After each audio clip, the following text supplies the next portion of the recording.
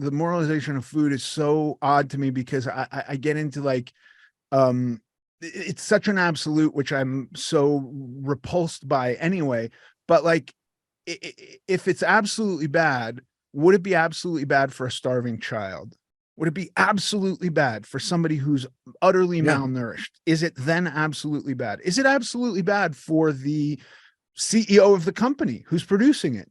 I'm sure that person doesn't think it's absolutely bad. I'm sure the starving child. So how, if I can just come up with situations or instances on my own where the thing itself is not absolutely bad, how is it then absolutely bad?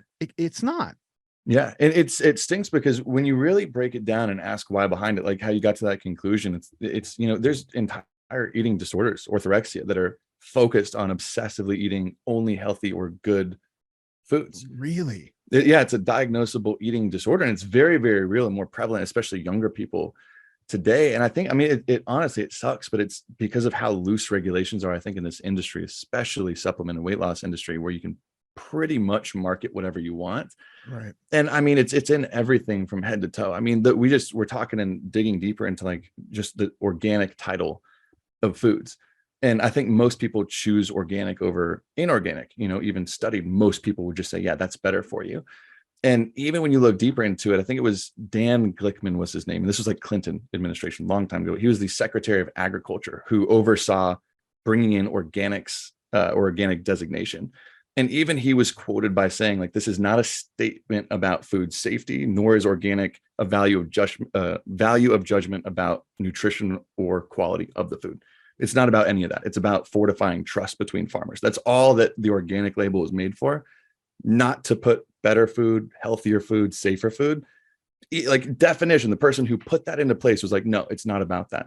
But Right. people still today will spend double the paycheck eating, whole foods, only organic in this aspect.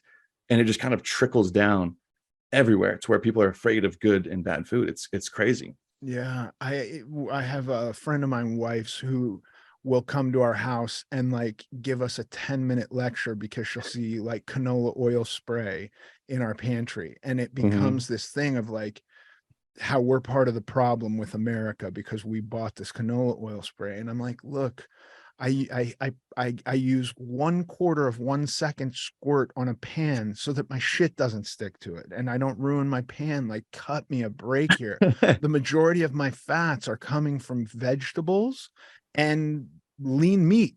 That's it. Mm-hmm.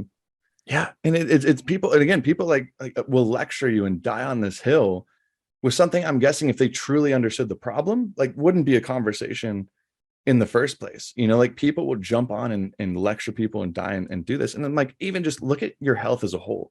And even if you are just trying to lose weight or your health as a whole, so many, I mean, countless things go into it, from your sleep quality, your daily activity, your stress, your diet, your training, your micros, your macro, everything goes into it.